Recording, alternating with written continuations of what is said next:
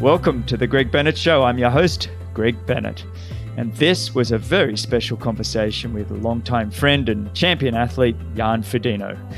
This special edition is going to be in two parts. In part one of the episode, Jan discusses what it was like to be back racing after such a long period away. And he describes the difficulty of firstly getting to the USA and then the sheer joy of just getting back on the start line and testing himself. And Jan steps through the Challenge Miami race and what it felt like to cross the line victorious and all the pressure that went with it. Now, a quick little bit of housekeeping before we go on. I just want to say a special thank you for listening and sharing. And also thank you for all those that are supporting my Patreon page. It really is incredibly helpful. And finally, I encourage you to support the show's sponsors. They're great products and just wonderful supporters of the show. So thank you to Athletic Greens, to Hyperice, and to Form Swim Goggles. I hope you enjoy part one of this two-part series with triathlon legend and just all-around top bloke, Jan FRODENO. Now remember, success comes to those who endure just one moment longer. All right, today I have a very special return guest. He's a great champion, he's a good friend, and he's arguably the greatest triathlete of all time, and at least his name is consistently being thrown into this conversation. And to be honest, it's hard to argue with his Olympic gold and 3 Ironman world titles with a course record of 7:51 in Kona, 2:70.3 world titles, and the iron distance world record of 7 hours and 35 minutes at Challenge Roth in Germany, and a list of wins that just keeps on piling up. And look, he's had a target on his back, I think, for over a decade, but he just keeps delivering with the goods. He's a crowd favorite. He's a gracious champion, and he's just a true gentleman of the sport. And we had an entertaining and insightful conversation way back on episode 27 that I highly recommend if you haven't already listened to that one. But for now, welcome and thanks for joining me once again on the Greg Bennett Show, Jan FRODENO. How are you, mate? Good, and you? I'm doing fantastic. Where are you now? You back in Girona? Yeah, I'm back in Girona. I'm just sitting in our spare yoga room watching a sunset, and I've just cracked open a beer, quite frankly. I love that. For listeners, I just sent Jan a photo of me piling up my water bottles saying, I'm ready when you are for this recording. And Jan just sent me back a picture of a beautiful Mediterranean IPA beer that I think this is going to be a fun episode, mate. The longer we go, the better it'll be. Did you have to quarantine back in Girona, or what was it like going back? No, we were good. It was obviously quite a mission getting to Miami, simply because of rules changing and me having to apply for a new passport. So that was quite a mission, because during the time that I got my new passport, everybody else got their NIEs, which is a national interest exemption, which is what you need these days to get into the States.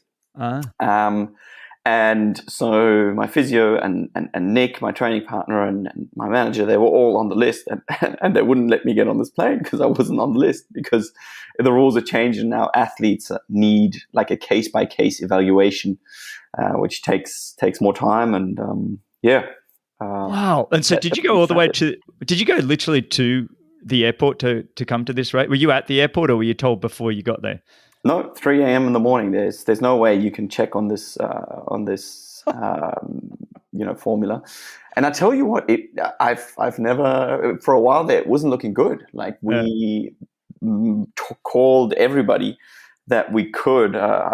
Just a little inside information. The German foreign minister happens to be a triathlete, and he's an old mate. And foreign minister, you reckon if anyone can pull something, they can. But in the end, the guys came through from the organizer, and that was great. Yeah. But you know what the ironic thing is? It's such a fuss to get into the country, but once you're in the country, it's free for all. We were there, and people looked at you funny if you're wearing a mask, kind of thing. In some places.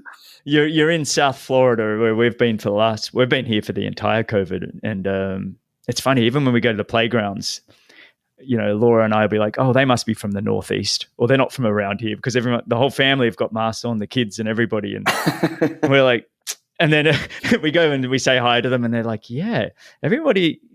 is acting here like there's nothing going on. I said, well, no, we understand there's something going on. I think for most of us have all had it. I think these days, a lot of people have had the vaccine, but it is a different environment here in Florida. Although in saying that, I thought Challenge Miami did a pretty good job of, I had to do the announcing and I had to keep the mask on, even when I was talking to the camera, and the camera crew were sort of 10 feet away, and I'm still wearing a mask, and that I didn't enjoy, but I thought they did a pretty good job of it though. What do you reckon?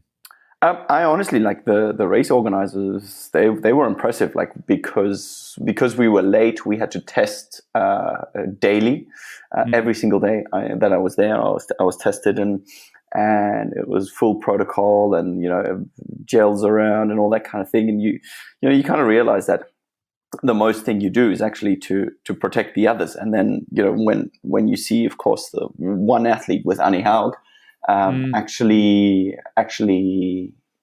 going down to the virus, or not going down, but contracting it, you're kind of like, oh yes, okay, yeah, it's still a reality. You tend to forget it there for a little bit.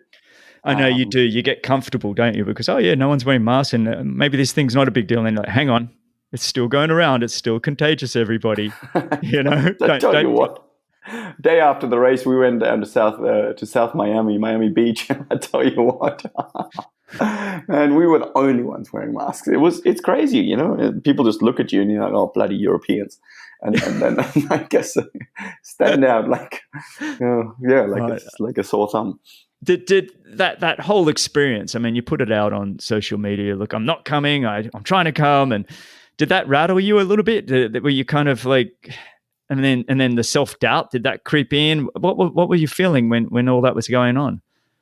Oh, mate, honestly, I mean, it's just such a deep disappointment. You kind of, after such a long time of not racing and things being cancelled and things being postponed, you kind of finally allow yourself to feel the enjoyment and the pre-race nerves, and you commit on those sessions when that's only what you get out. When you're going up against the field where you're like, oof, yes, this is going to be a tough race, and then getting to the airport, it was just surreal. I mean, it was 3:00 in the morning for a start, so that obviously didn't help.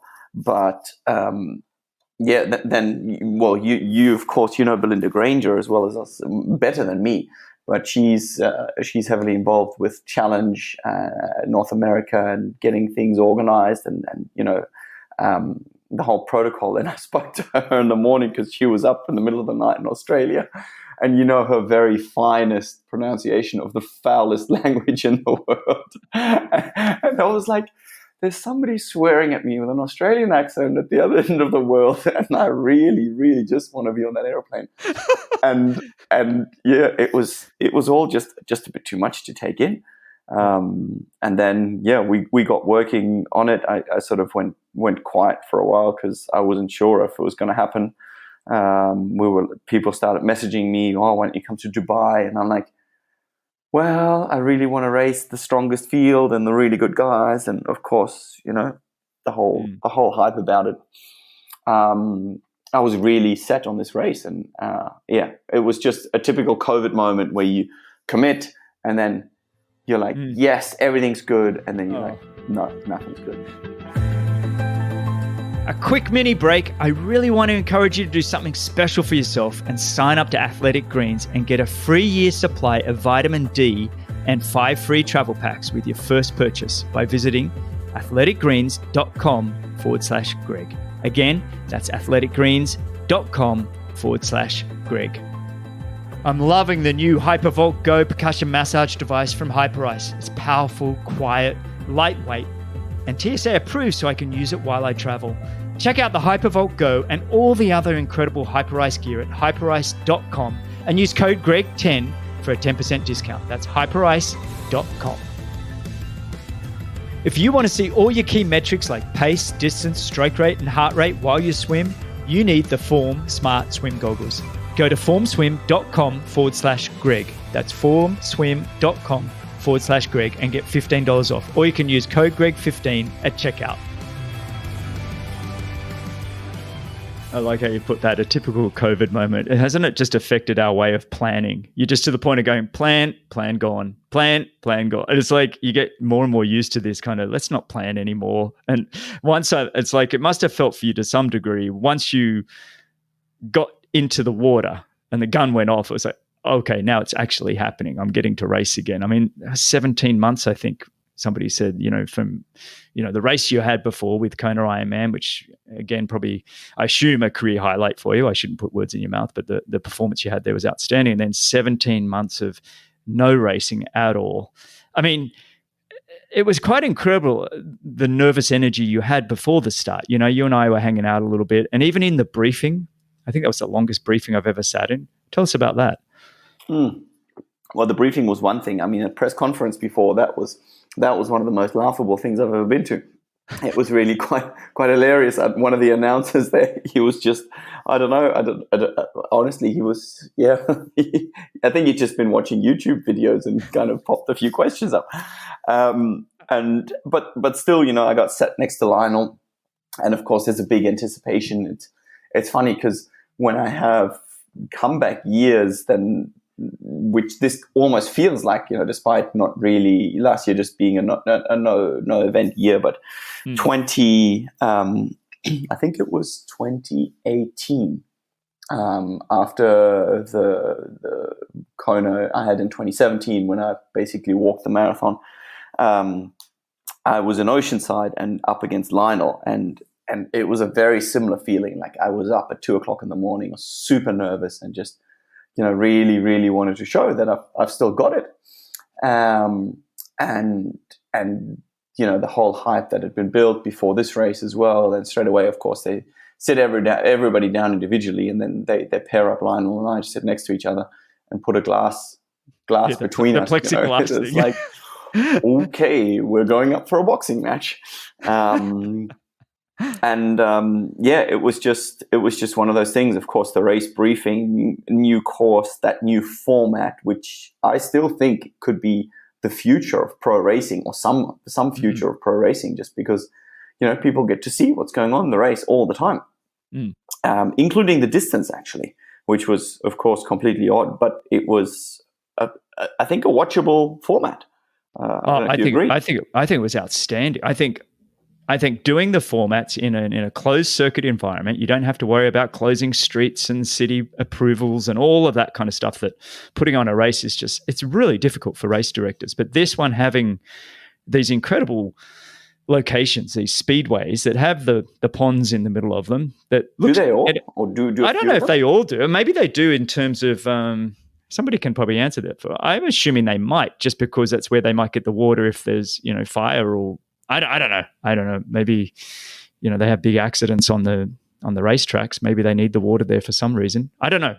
That's a very good question. But I was quite impressed, to have a little turquoise pond that's 1 kilometer in length, or whatever. No, it would have been 600 meters in length or something like that, with turquoise water, middle of a raceway, in the middle of nowhere. I'm like, this is pretty cool. Yeah, and I agree with you. I think the race distance, it was kind of like a long Olympic distance or a short half Ironman. What would you call it? It was kind of in that under 3 hours. You could still go all out, but you probably needed to take a gel or two. Was that kind of how it was for you? Yeah, pretty much. I mean, it's it's long enough to make it interesting, especially on the bike, and because of the way the circuit was and the wind hit the circuit, it definitely was something that made it interesting. That really caused up changes, and that's kind of what you want, but it doesn't draw it out to the point of an Ironman. When the spectating really is, going from coffee shop to coffee shop to then switch back on to watch the race and just, bridging the time. There's always something happening, and that's why I thought it could actually be something really interesting. Yeah. I thought it was a fantastic race to watch. For people that didn't get to watch it, Jan's performance, your performance there, mate, was really pretty incredible. I mean, did you surprise yourself? Let me just run it down. So you had the third fastest swim, you had the third fastest bike, and you had the third fastest run. And you ended up winning by considerably, I think over 2 minutes, 2.5 minutes or something.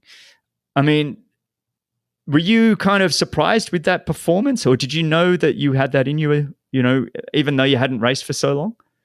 No, of course not. I mean, that's the whole beauty of going out and racing and testing yourself. You do all these sessions, and it was pretty short notice for me. Like that, I decided it was only about 6 weeks out that I had decided and committed to this race, and therefore committed to the season after a whole year. Last year, a couple of bad crashes, being out for quite a while and rehabbing for quite a while too.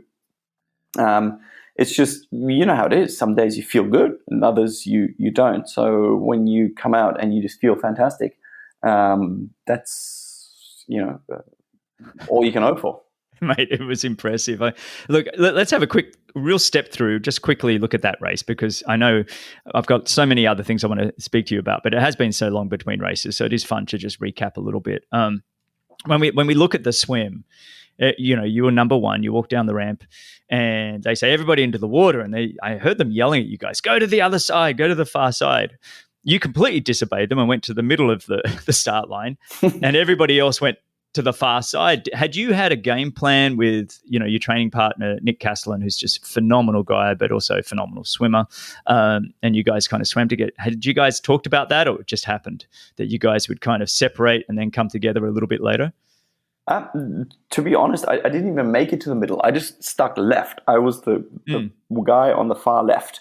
Is that what it was? That little boy? I didn't know if there were people it looked like to the left of you, but yeah. Yeah, no. I made sure that all those guys went over to the other side. Like, sort of bossing them around a little bit. Sure. Trying to throw a bit of weight into the ring. It's like, hey, you move over there. And when they're young guys, that still works. Yeah.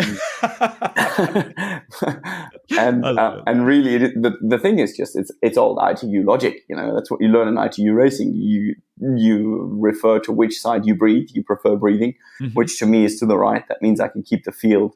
That's exactly what I used to do. I love that. Yeah, you keep an eye on the field, and then the other thing is, you got to look for the shortest line. And the shortest line was just from the left. It just looked straight out to the first buoy, which is only 150 meters away, I would have said, probably 2 minutes or less than 2 minutes of swimming. And, the field is still pretty compact then. And really, I would always prefer to swim an extra couple of meters than get caught up in a little, bashing around the buoys, which slows you down. But more than slow you down, it just takes so much energy. And there was really no tactic. And in terms of that, Nick and I had discussed what we thought is the best thing. But I didn't even realize that Nick and I were swimming side by side, or I was on his feet until the very last turnaround. Well, what was? Oh, not even till the last turnaround you realized that you were on his feet.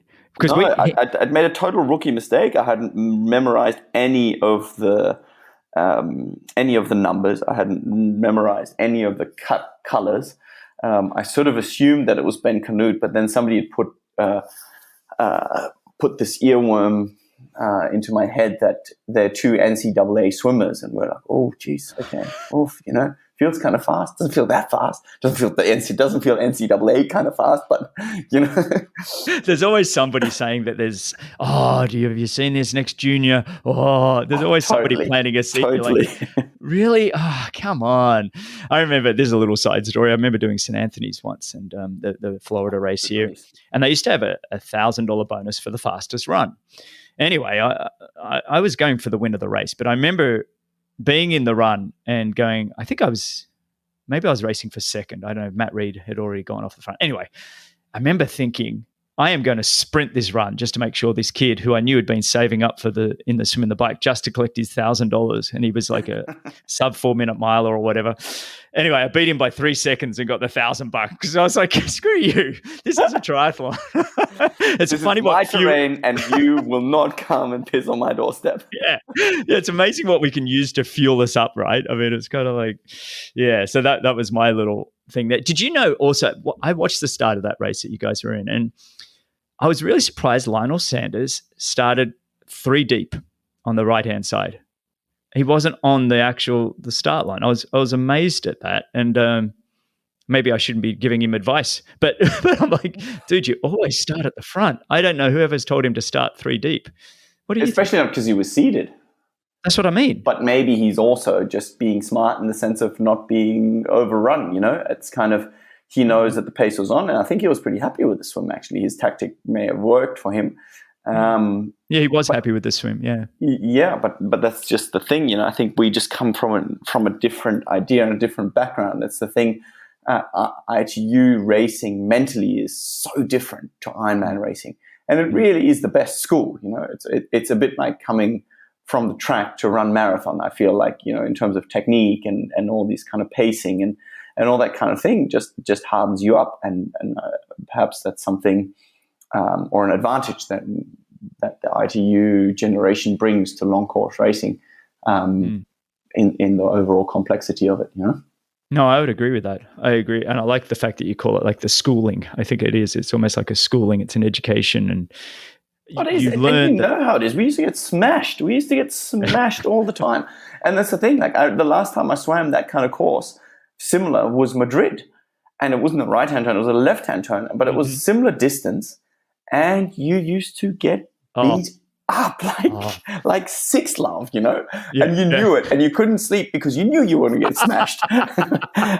But what's funny though, when I think about when I was in my 20s, I get excited talking about the smashing. It was like I was always amped, and then when I got to my late 30s and early 40s, I remember I was like, oh yeah, I'll try and go to the Olympics in 2012, and I think I was about your age now, 38, 39, and I remember going to the one in Austria. What's the name of it? Kitzbühel. And I didn't want anybody to touch me. I'd become this like, don't touch me kind of athlete. Whereas I think in my 20s, I was completely, maybe it was more testosterone. I don't know what it was, but as I got older, I'm like, I really don't want to be touched. I mean, you don't, as a phenomenal swimmer like yourself, you're really not having to deal with terribly much when you come to those turns. So, I mean, compared to the rest of us. Yeah, but it's a thing. Like for me, swimming has always been connected to a lot of effort. Like people always say, "Oh, yeah, that looked easy," and I'm like, "Dude, you have no idea. You have no idea how much work goes into this." Like one of the things that I'm doing at the moment is going through a lot of my old data, simply because I have a new partner, software partner, and what they do is they analyze data, right? And I've given them access to my Training Peaks account. And they've downloaded like 10 years worth of data. And it's really phenomenal to see what happens over all that time and how much work goes into, the 20 minutes or the 40 minutes or the whatever you see on the final race day. There's just so much there. And it's such a fine line between sessions that work out and sessions that don't work out. It's, have you got anything that comes top of mind on that data? Because I know a lot of listeners love all the data. And is there anything that stands out to you that go, look, 10 years ago, but now I'm, this is how I was, and now I'm this kind of an athlete, or a certain workout that you kind of think made a bigger impact, or certain workouts over a period of time? I don't know. I mean, definitely changing my swimming to the Australian swim school with, JR from Noosa, John Rogers, legendary swim coach from Noosa in his 80s, takes no BS at all, and calls a spade, which is refreshing. Once you get to a certain level in sport, you need people around you who call a spade, and that definitely has helped. His sessions, and many people obviously say they're more swimming catered, but he has a few open water guys, and it's just believing in it.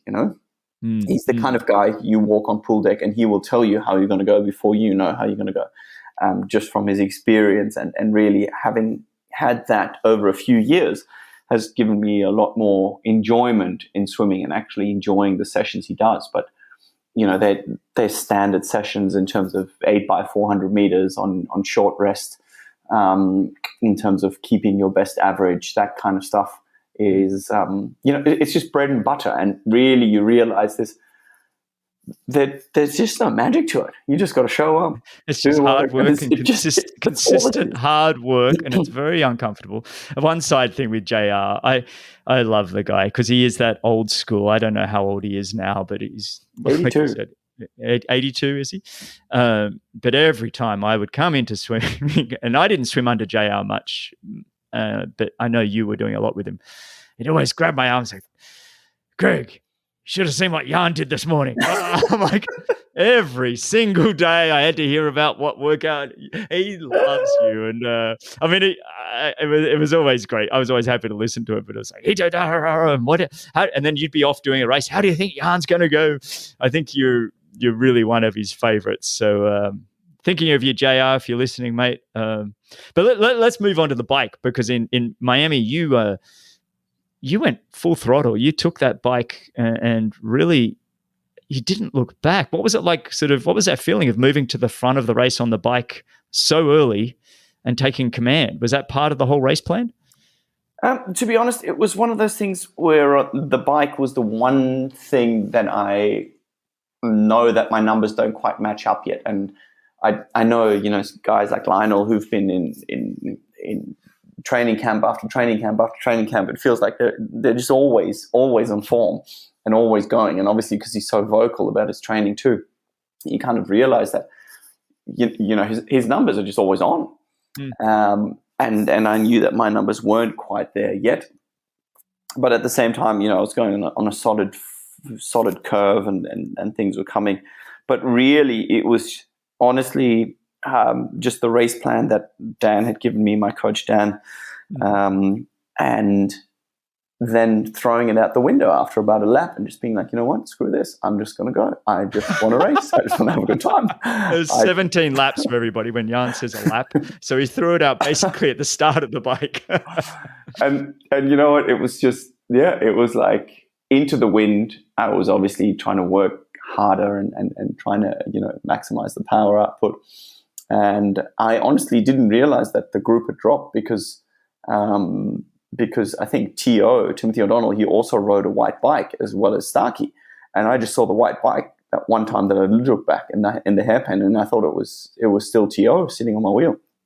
But then next thing, Starkey comes around the corner, abuses me, and he's like, well, it's probably not. Why did he abuse you? What happened? Because I was taking the inside line on a hairpin turn. I'm like, what you were allowed to do. Obviously.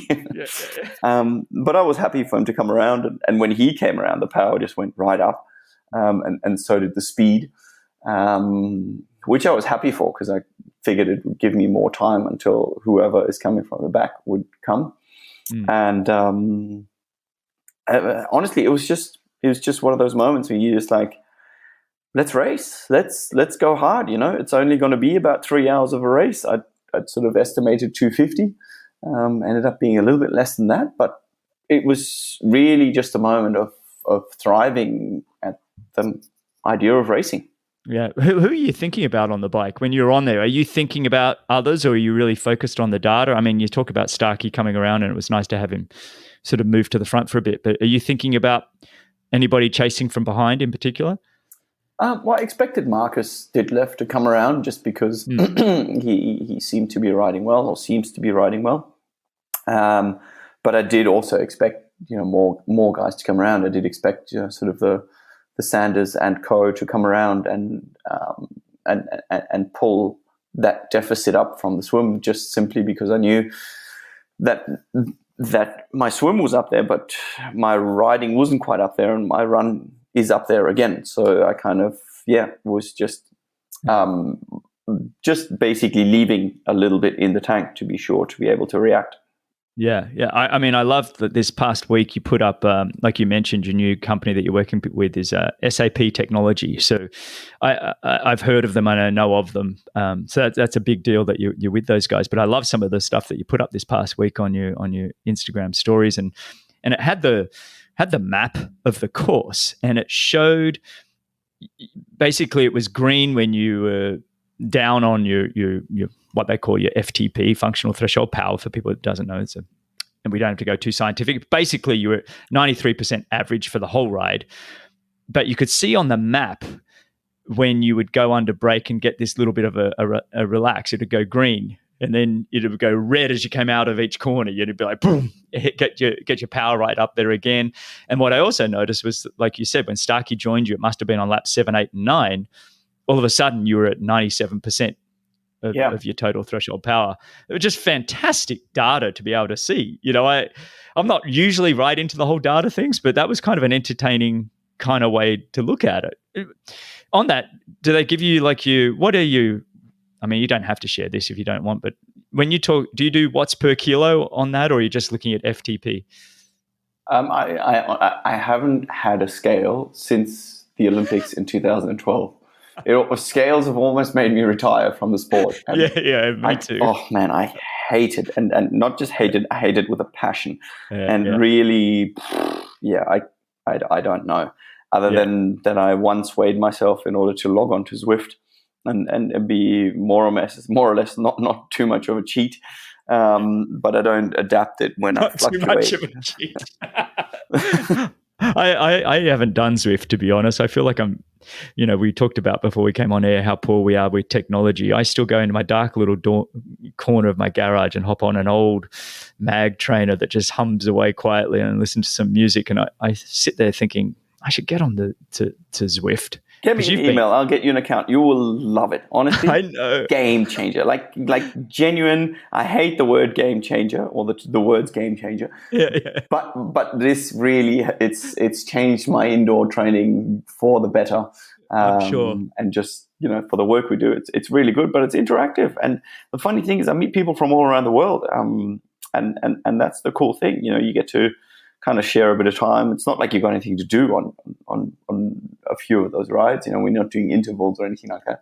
And even if you are doing intervals, somebody will come sit on your wheel, which tends to actually, between you and I, it normally makes me angry when somebody just comes and joins in and they sit on your wheel and you can see how much power they're putting out, right? So they're putting out like 100 watts less than you, but because of the draft algorithm, they're still sitting there. And it just fuels me through those intervals. And I just, oh man, the amount of How do we turn these egos off? How do we turn it so it don't But why would you? You need a bit of ego. It's not a bad thing, especially in the very narrow space that we act in terms of professional sports. It's just a part of it, and also nothing to be, that you need to excuse yourself for. I think there are other places to be ego-free and more social and more caring of your environment. But man, what are you going to do? Put me on a bike? No way. I mean, that's what I always say. A good bike group around the world has enough ego so we all get a really great workout, but not so much that we're all abusing each other. It's kind of like trying to find the right amount. Totally. You still got to be happy for the guy who actually comes through, But I mean, talking about not wanting people behind you, I was next to you in Challenge Miami when you were on the run. You've headed out and you've opened up. You're now comfortably in the lead, and you're starting to sort of lap athletes. And there was this one moment where Taylor Reid, you just passed him because it was a 7-lap run. So we're looking at like how many? What was it? A mile and a half lap? 2.2K apparently.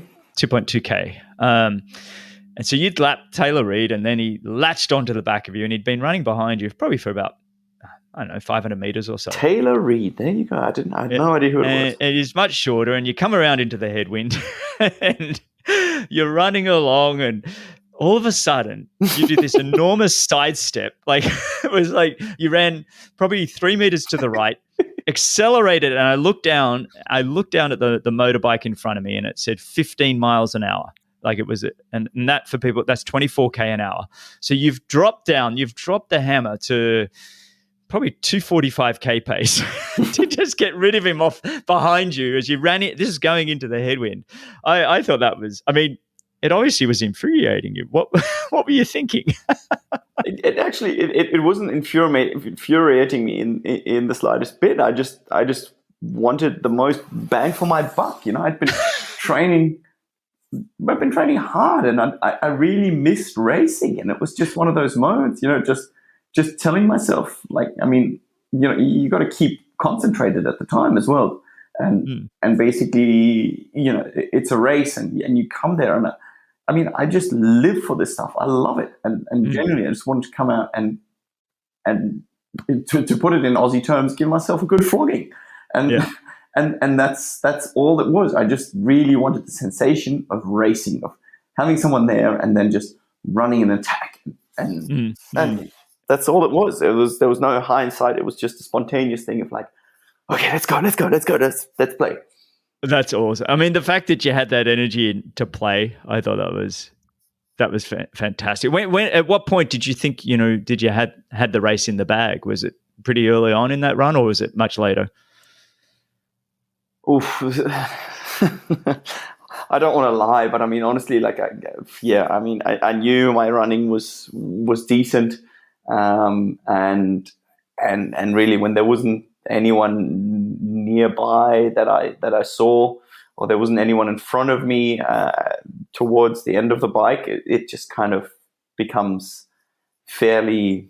I became confident in being able to perform on the run, and really, I'd kind of thought that Matt Hansen may have come by, because I've never really had a chance to race him, and I've just heard about his phenomenal running and his prowess on the run, and was really looking forward to seeing firsthand what he, how it would feel. I just remember him and Vincent Lewis going at it out of transition in Daytona, and just like it just looked like they were sprinting straight from T2. But in the end, it was nice to be able to enjoy the run. Yeah. So you were pretty confident early on, I mean, you were asking, I was on the motorbike, we couldn't hear each other. Were you getting splits? I mean, I was on a Harley or whatever next to you, and you were yelling something at me. I had somebody in my headphones and the helmet on. I couldn't hear what you were saying.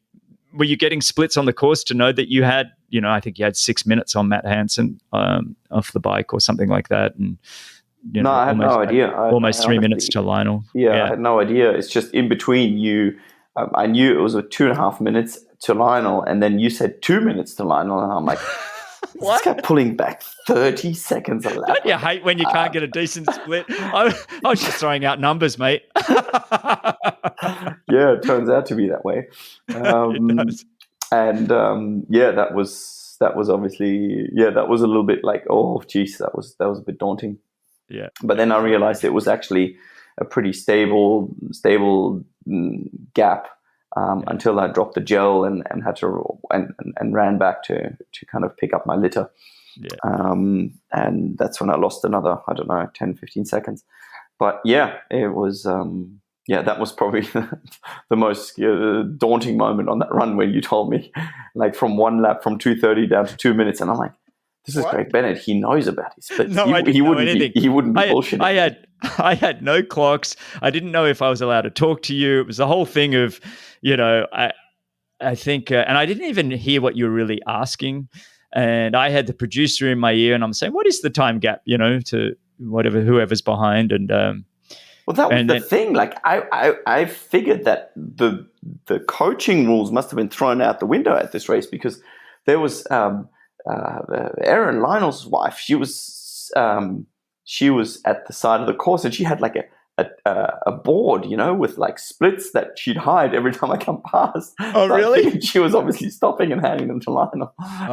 Well, it's always easier for the person chasing to get splits. I mean, I don't know what the coaching rule is on the side of the line. I know you can't go next to somebody, like stay next to them. But when you're winning a race, nobody ever gives you any information. But when you're second and third, you get all the splits, because people just can be anybody standing on the side. They start the watch when you go past, and then they go, oh yeah, they're 2 minutes in front or whatever. So I always feel like the people chasing get all the information, and the guy leading woman leading never gets anything. So I didn't give you terribly much, and by the sound of it, I might have given you the wrong stuff. Well, whatever. It was only a matter of a few seconds, Normally, when you're going around in an Ironman, it really is one of those things where I've genuinely, within a couple of 100 meters, heard something between 4 and 8 minutes. Yes. And it's like, that's a fairly big difference. Yeah. Don't you hate that? Get it right, people. Now tell me, mate, how did it feel, to just cross that line, with the win?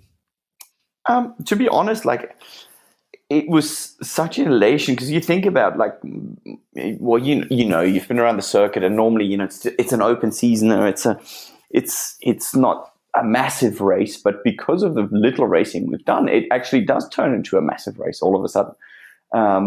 And it was such an elation after a long time, because these days I've got a team around me, I've got my family around me, and all these people watching, and of course the pressure builds up, and it really is a great feeling to, you know, to bring it home for the team, because they put a lot of effort into it, and do so regardless of the times, and, you know, things go on, but it's obviously not easy for the team as well in these times, and to bring it home with them and for them was really, really a cool feeling, you know, just one of those happy days.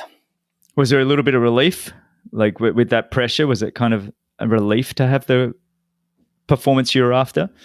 Yeah, absolutely. I mean, you don't wake up at 3 o'clock in the morning for a 3 p.m. race for nothing. You know, there's definitely some stress building up there, and it was definitely, you know, after the whole trip and everything. I mean, Jesus, you know, my wife Emma. I mean, I could have quarantined for another week at home if I hadn't come home with the goods. I could have just booked into a hotel somewhere else before I could come home. And yeah, all the shit I've had to put up with, you go spend another week somewhere else. Exactly. I love it. I love it.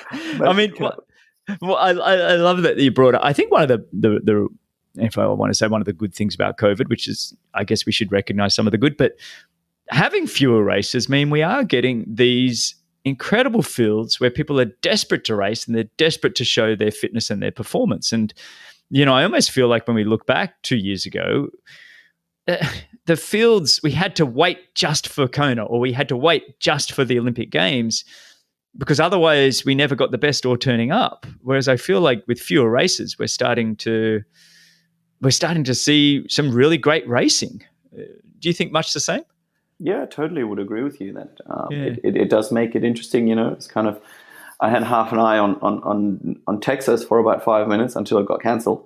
And really you can just see the options are few and far between. And even now, you know, we don't know what racing is going to be going on. More and more races getting postponed, cancelled, all these kind of things. And I think people are realizing that the opportunities may become few and far between. And for the quality of racing, that's definitely a good thing. You know, think about, again, coming back to ITU days, you used to have 6, 7, 8 chances, but you really had to commit to those in terms of the tier 1 races, and you had to commit to those, and you had to be there, and you knew that it was going to be a 20% field. Back in the day when they awarded, I think, was it 2% extra per top 20 athlete or something like that? Yeah, I never knew how they did that math. Yeah, I don't know. It was weird. But anyways, there were a lot of top-ranked athletes there at every race, and that is definitely a good thing in terms of the quality of racing and the quality of fields.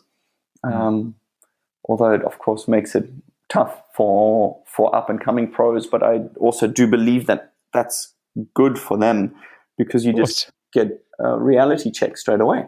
Of course. And look, I think when we, you know, were growing up in the late 80s, early 90s, and you were, every time you went to do a race, especially in the mid 90s, everybody was there every single time. You got to step up, and you knew where the mark was every single time you got to race. And it's not a bad thing. It did mean that a lot of us had to have part-time jobs and everything else, because I wasn't beating the Greg Welsh and Brad Bevins of the world, or Simon Lessing, or whoever it was at the time.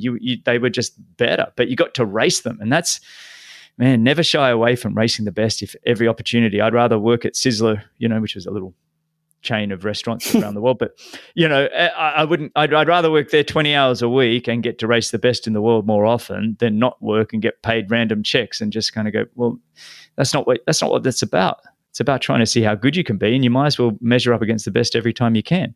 Yeah, and especially give it your best every time, you know, because there's there's more and more chit chat and more talk going on about, you know, all these kind of I don't know, they almost feel like war cries, but then there aren't that, I feel like there aren't that many guys committing themselves to going all out on the day. And that may be a completely false observation, but it generally feels like, you know, that there's a lot of talk, and then there's a lot of, oh well, we can't bridge that gap anymore. I might as well not try. Well, I'm going to settle. I think one of the things when you've had the success that you've had is there's a freedom. It's free. You're free to fly. When you race, like there's no, okay, I better play it safe for a top 10 paycheck, or it's I'm free to let loose. Do you think that's kind of a part of it? I mean, I kind of felt that towards the end of my career, where it was like, I've done everything I want to do, so I'm just going to smash this. I have zero fear of any consequence. Is that kind of how you look at it as well? Yeah, totally. I mean, that kind of freedom is the only thing I think that really unleashes your performance. I was speaking to Vince yesterday, Vince and Louis. We had a coffee together, and we were just chatting about it all. And he's like, man, I'm going to the Olympics, and it's like, I really want that medal, but I know it's not going to change my life. Like, I'm going to go there, and I'm just going to give it my all, and that's exactly that kind of thing. The carefreeness of being able to just go and lay it all on the line. Unfortunately, for that carefreeness, you also need a lot of fitness to back it up, because otherwise it's going to backfire pretty quick. But you also realize that, after having gotten yourself to a point of fitness many times, you know when you're talking yourself up to be fit or when you're actually fit. And I think, having that knowledge on race day is probably one of the most fulfilling feelings in terms of being, just able to play, like you said early on. I don't think I had that kind of ability many times in my ITU days, but I also wasn't training as consistently and as smart, really, as I am these days. I hope you enjoyed part 1 of this conversation. In part 2, we dive a little deeper into Jan's life and his daily process. If you'd like to support what I'm doing, you can visit my Patreon page. That's The Greg Bennett Show at patreon.com. That's patreon.com. And you can give as little or as much as you like, and you can cancel whenever you want. But every little bit just helps me keep this show running. So I really appreciate it. Thanks again for your support, and stay consistent and endure just one moment longer. Thanks a lot for listening. If you've enjoyed the show, your support would truly be appreciated. You can visit the Patreon page, or you can subscribe with your podcast app of choice. Don't miss the next episode, so subscribe and be notified. For show notes, if you want to know more, please visit bennettendurance.com. I'm Phil Liggett, and on behalf of Greg Bennett, here's to the next time, and I hope you will join Greg again very soon.